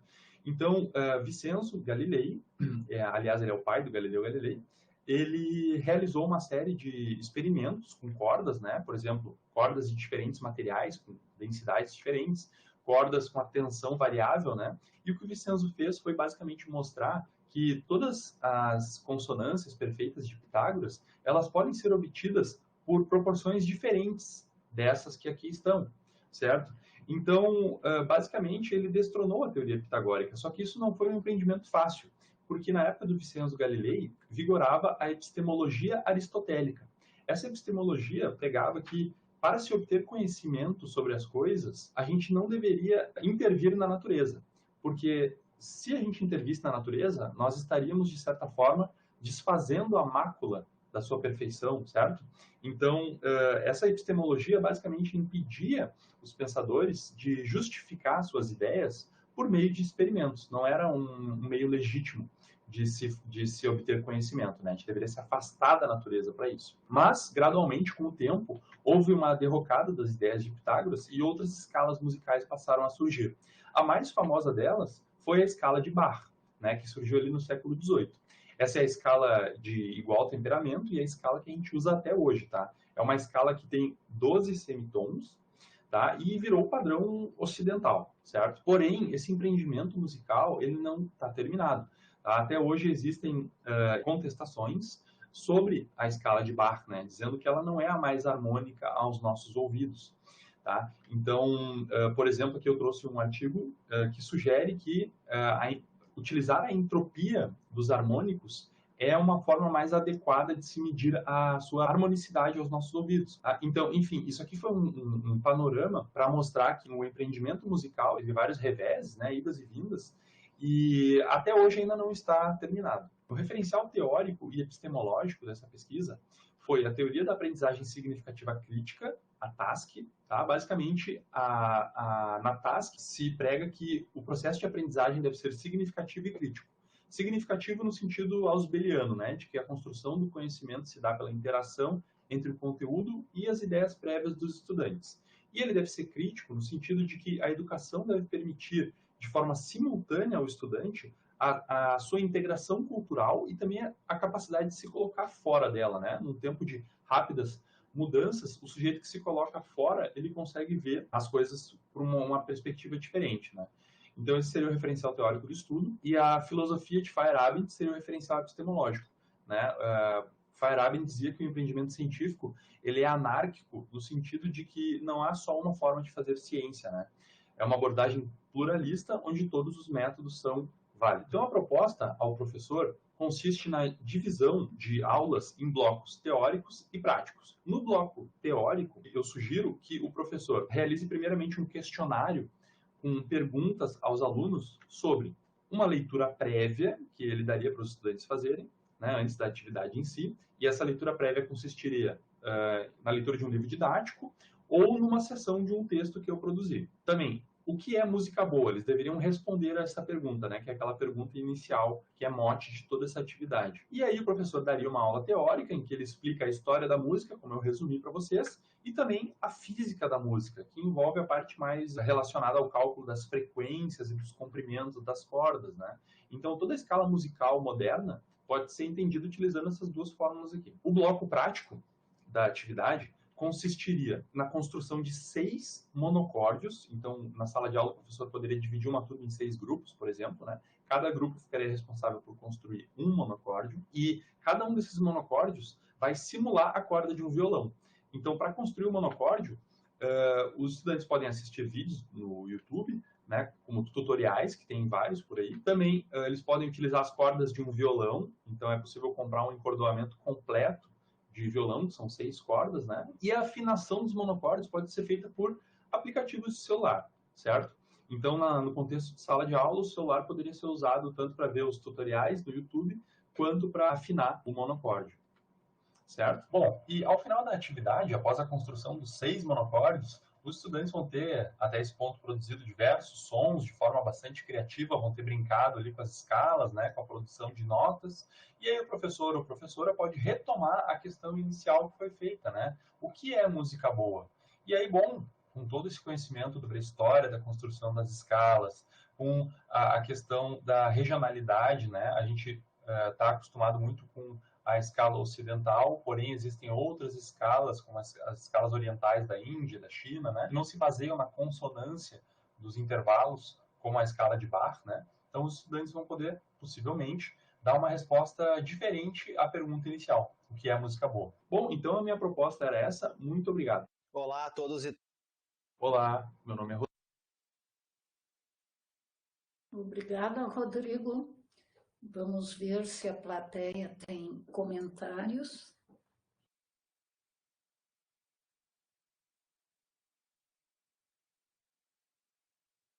Os colegas devem ver uma certa diferença entre aquela apresentação oral ao vivo do Rodrigo e a atual, né? Deu para notar alguma pequena diferença? Ficou muito bom, né? É um tema interessante, de fato, e é uma maneira que ele encontrou de levar, vamos dizer, conteúdo de história, de física, e motivar os alunos, provavelmente. É só lastimável que o professor, para quem ele fez isso, não pode estar aqui hoje, né? quando ficou rápido, até parecia o William. Eu achei que estava bom o ritmo dele. Ah, estou dizendo um pedacinho ali. Só um pedacinho, mas ficou muito legal. Eu olhei assim, eu ouvi aquele som, eu acho que o William começou a falar, mas não, era o Rodrigo. Cara, assim, ó, meu, ficou top. Parabéns mesmo. Sim, ficou muito bom. Então, nós vamos para o The Last, but not the least. Ele está em Dócil. Vamos lá, Pedro, por favor. Olá a todos e todas, meu nome é William Nunes, eu sou aluno do curso de licenciatura em Física Noturno da URGS e a minha proposta é Ensino de Mecânica com Contexto Histórico, uma abordagem sobre energia e o pêndulo de Newton. A minha orientadora é a professora Eliane Ângela White. O trabalho de prática na escola, ele tem como objetivo aproximar o licenciando em Física da realidade da escola básica. E essa aproximação ela é realizada com o docente que atua na escola básica que foi escolhida pelo licenciando. Dessa forma, então, esse trabalho ele visa, aproximar a universidade e a escola de tal forma que os interesses do docente que atua na escola básica seja, então, o ponto central para poder iniciar uma pesquisa de acordo com os interesses do docente. Então, para a proposta ser iniciada, o licenciando ele precisa saber duas informações referentes ao docente. Primeiro, a realidade em que ele se encontra na escola básica e a segunda é o assunto relacionado à física que ele tem interesse em levar para a sala de aula. Então, eu vou trazer uma manifestação da professora sobre uma proposta que seja motivadora, tá? Eu sempre fiquei, ao longo de todo o tempo que trabalho, há mais de 30 anos, tentando identificar alguma coisa que motivasse. Ficar lá cantando musiquinha, não estou desconsiderando isso, acho bem legal. Tem gente que toca violão, que canta música, que se fantasia, tudo bem. Mas eu acho que a motivação teria que ser num nível a mais do que isso, sabe? Sair do circo e ser uma motivação mais inteligente. E eu sempre defendi muito dentro da física a questão da história. Relacionar a física com a história. Primeiro falar da história da física, mas a física dentro da história. O quanto ela foi influenciando no desenvolvimento da sociedade. Essa parte de história é uma coisa que eu acho que realmente, se tu saca do negócio, tu consegue motivar uma boa parcela de alunos. Então a gente percebe que para a professora ter a parte de história dentro do conteúdo conceitual e teórico da física é algo que para ela é relevante. Então, o que o licenciando tem que fazer, que é o meu caso? Pensar qual conteúdo da física eu vou trazer para poder inserir essa abordagem histórica. Uma das partes mais importantes sobre a construção desse trabalho é a entrevista que é realizada com a professora da escola, pois é a partir dos apontamentos que foram feitos por ela que o trabalho ele foi delineado com o objetivo de trazer uma proposta didática que contemple os interesses da professora. A professora ela atua em uma escola pública de nível estadual e a entrevista ela foi realizada em Porto Alegre através de videochamada pela plataforma Google Meet. A entrevista foi gravada e autorizada pela professora e durou mais ou menos 50 minutos. Então aqui ela traz mais uma manifestação, Eu acho que seria muito interessante que em geral os alunos têm bastante dificuldade, que é a parte de mecânica.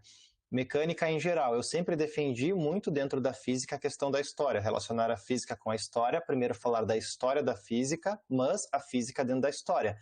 O quanto ela foi influenciando no desenvolvimento da sociedade. Então, o que eu pensei? A professora ela já deixou claro que acha importante a parte da história na física. Então, eu só preciso agora pegar um assunto que está relacionado com a física, que nesse caso ela disse que tem interesse na parte de mecânica, e fazer essa relação e montar minha proposta. E nesse caso, como vocês viram, de acordo com o título da proposta, eu escolhi o assunto de energia. Então foi perguntado para a professora o que ela achava dessa iniciativa e ela respondeu o seguinte: então, eu acho essa iniciativa, essa disciplina é tudo de bom, sabe? A ideia é fantástica. De certa forma, é motivador chegar alguém e falar o que a gente pode fazer para melhorar. Então, a proposta sugerida ela ficou assim, abordar mecânica com motivações significativas e envolver a história relacionada com o conteúdo da aula, que no nosso caso aqui vai ser energia. Com as informações obtidas na entrevista, eu fiz uma pesquisa na literatura em 5 periódicos, que são esses que estão aí aparecendo para vocês, e os termos de busca que eu usei foi Newton História, Mecânica História, Newton e Energia. Então, esses artigos aqui, o que eu fiz primeiramente? Eu peguei e fiz a leitura do título e do resumo, para fazer uma pré-seleção, e depois eu fiz a leitura completa de todos os artigos para ver quais que realmente iam ir de fato para minha pesquisa. Depois de eu ter realizado a leitura completa desses 10 artigos, foram selecionados para minha pesquisa 4 artigos dos seguintes periódicos abaixo, e os nomes dos artigos são O Pêndulo de Newton, uma abordagem desafiadora para alunos de ensino médio, A História da Evolução do Conceito Físico de Energia como subsídio para o seu ensino e aprendizagem, parte 1 e 2, e Energia, um conceito presente nos livros didáticos de Física, Biologia e Química do ensino médio. A escolha por esses 4 artigos é que todos eles têm relação com o conceito de energia dentro da área de mecânica. Na entrevista, a professora ela argumentou que preza pela participação dos estudantes em suas aulas e ela procura fomentar essas interações. Dessa forma, como referencial teórico, eu escolhi a aprendizagem significativa de David Ausubel. Esse referencial ele se encaixa na proposta de aula porque a professora ela considera o conhecimento prévio dos alunos em suas aulas. Para utilizar o método da aprendizagem significativa de David Ausubel, o conhecimento do estudante, o conhecimento prévio dele deve ser levado em conta. O estudante ele tem que ter interesse no seu processo de aprendizagem significativa, e a realidade do estudante, ou seja, o contexto histórico em que o mesmo está inserido, também deve ser levado em conta. E para a parte metodológica, eu utilizei o POI, que é predizer, observar e explicar. A metodologia POI ela tem como objetivo fazer o aluno se empenhar nas atividades propostas, leva em consideração o conhecimento prévio do aluno sobre o assunto, e o POI ele é dividido em 3 partes, que eu separei aqui. A primeira parte é predizer, ou seja, a apresentação de um problema ao estudante para verificar o que ele entende sobre o problema proposto. Nesse caso, o estudante precisa de alguma maneira predizer o que entendeu sobre o problema proposto. A segunda parte eu tenho ali o observar, que seria o estudante observa o fenômeno relacionado com o problema.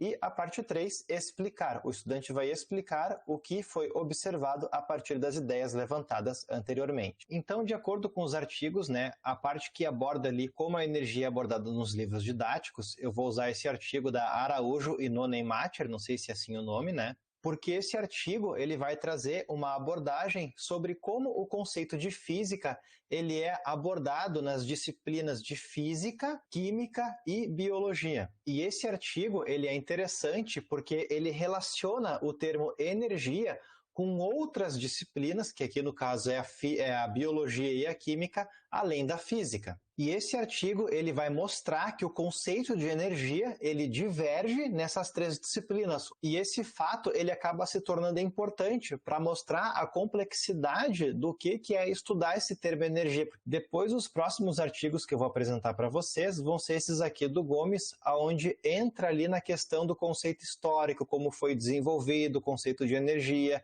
como que foi os debates entre os cientistas sobre esse conceito. Na parte 1, o autor ele tem como objetivo mostrar os pontos principais sobre o conceito de energia e como os professores podem compreender esse conceito para poder ministrar na sala de aula. Nessa primeira parte do artigo, então, são apresentadas as ideias de, peraí que eu fiz uma colinha, Thomas Jung, Johann Bernoulli, Galileu Galilei, René Descartes, Leibniz e outros cientistas sobre esse conceito de energia. O artigo também vai mostrar como que esse conceito de energia ele evoluiu dentro do âmbito das máquinas, ou seja, algo além da mecânica. Já o segundo artigo, ele vai fazer uma discussão sobre o conceito de energia apresentando as ideias de Joule e Kelvin. E essa discussão ela é feita para trazer uma estruturação correta e também moderna sobre o princípio de conservação da energia, de tal forma que traga também uma formulação para o conceito físico de energia. Resumidamente, é basicamente isso que falam dos artigos do Gomes. Claro que tem algumas coisas a mais, mas a ideia não é eu pegar e abordar o assunto como um todo aqui, porque não daria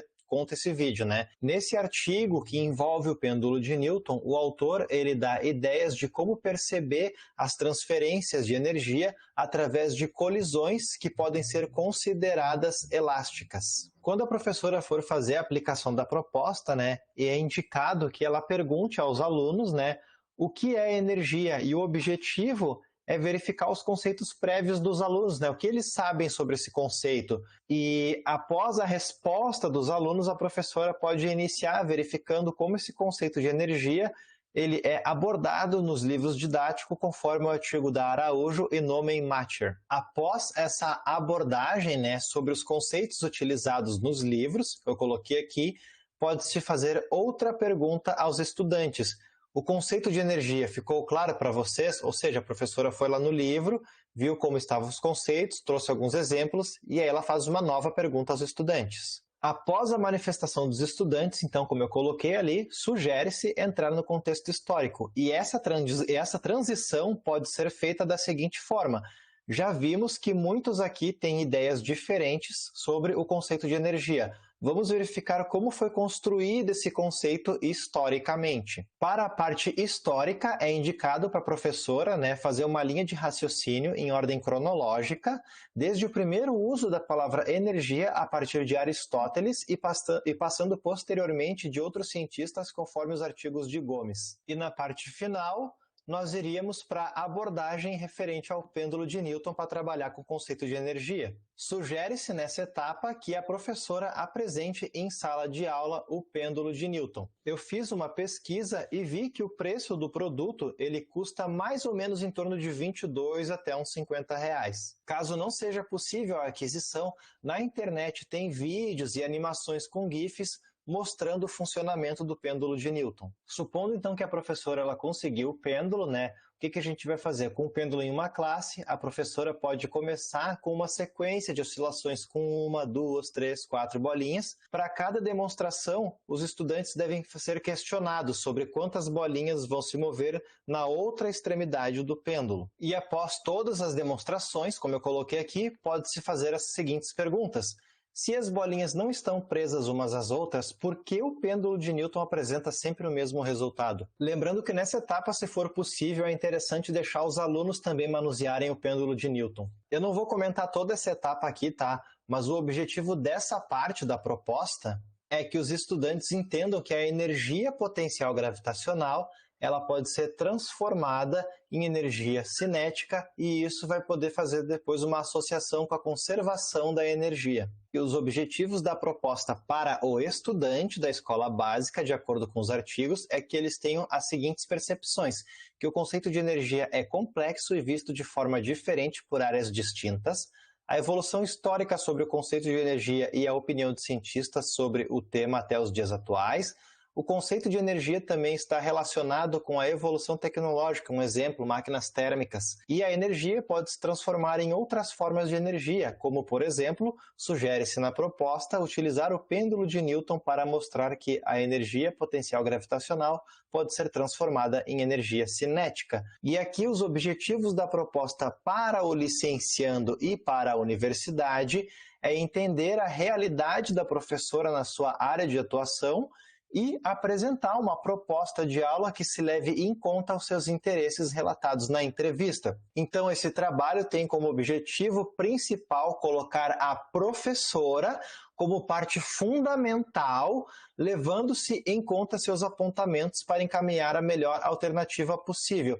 Então, ou seja, tem uma série de objetivos, mas o objetivo principal é colocar a professora como parte fundamental. E o trabalho realizado, né, ele é importante para mostrar que a relação entre a universidade e a escola pode ocorrer de forma não exploratória, ou seja, o pesquisador da universidade se relaciona com a escola de tal forma que possa contribuir com os professores e os estudantes e não apenas para uma coleta de dados para um determinado fim acadêmico. É isso, galera. Muito obrigado.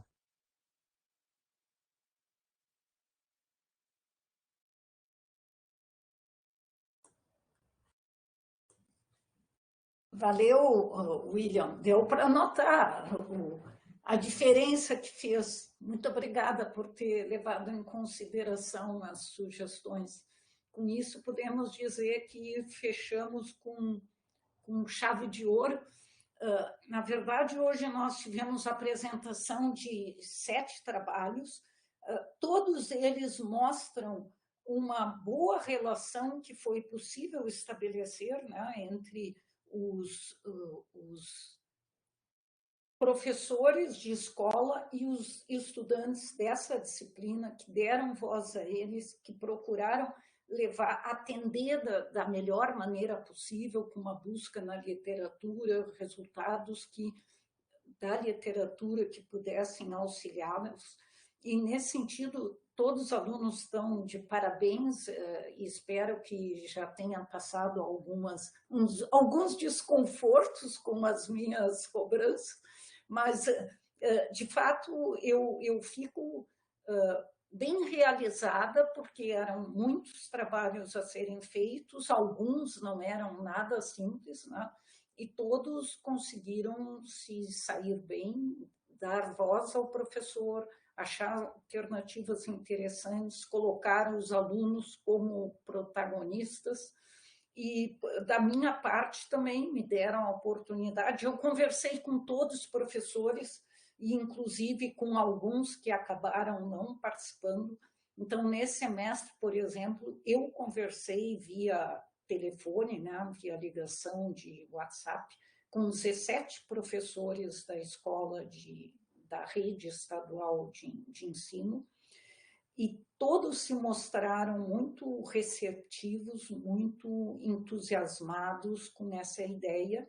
Então, é assim algo que deve nos deixar felizes, porque é algo que nós estamos conseguindo fazer com algum sucesso, né? Podem ser, talvez, gotinhas d'água em um oceano, mas hoje nós somos esse próprio oceano, né? Então, como eu disse para vocês, eu tenho outra aula agora às 20h30, então eu preciso encerrar, mas eu coloco a palavra à disposição de alguém mais que queira se manifestar.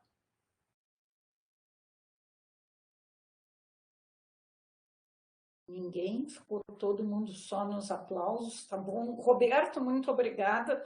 Fica sabendo que segunda-feira tem prosseguimento, tá? Todos que da turma, metade apresentaram. Hoje a outra metade ficou para segunda-feira, nesse mesmo horário. Nós vamos remandar convites, tá? E se tu puderes, será com muito prazer que vamos te ter aqui novamente. Infelizmente, ainda não podemos fazer um coquetel, como já fizemos em outras vezes, né? Então, cada um vai ter que comemorar na sua própria casa, mas sempre é um prazer te ver aí, e também agradeço aqueles que não são os estudantes, claro, é ótimo que esteja aqui, eu esperava, né? Mas agradeço outras pessoas que apareceram, como os doutorandos, o Douglas, a Ana Amélia, e vamos, na verdade, vamos ver se para segunda-feira nós até convidamos mais pessoas, porque está bonito, o trabalho de vocês estão bonito, e dou os parabéns a todos que apresentaram hoje. Tá? Muito obrigada.